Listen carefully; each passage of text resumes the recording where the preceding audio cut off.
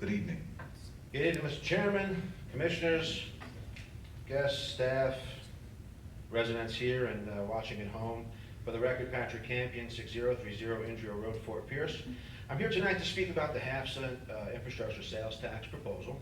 As a member of the St. Lucie County Budget Advisory Committee, I've been intimately involved in the discussions and decision-making process behind the referendum proposal.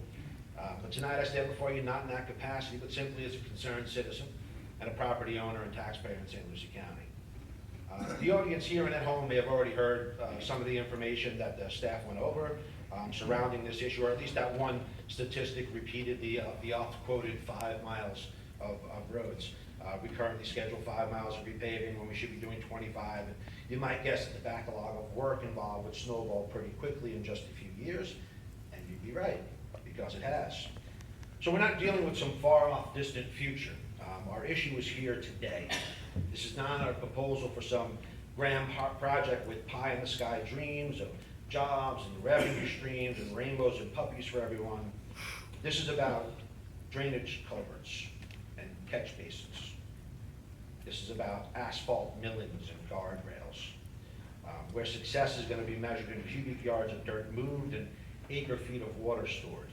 It's about as un-Hollywood as you can get.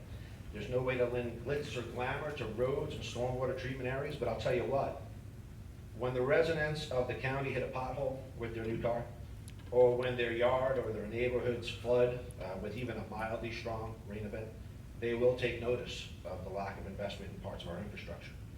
And residents may ask, and rightly so, where have our tax dollars gone? Why haven't our roads and infrastructure been kept in good repair? And other questions as well, and they're right to ask. And they should educate themselves on these issues.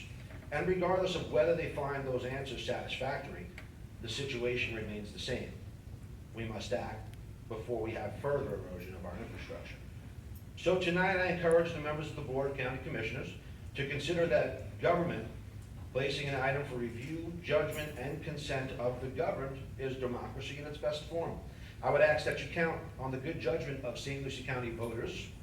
After all, their judgment placed all of you up there on the dais, so I would say they're pretty smart cookies. Vote to say aye when the question is called, and allow the voters to have the same opportunity in November. Thank you. Thank you. Would we have another to address the board at this time?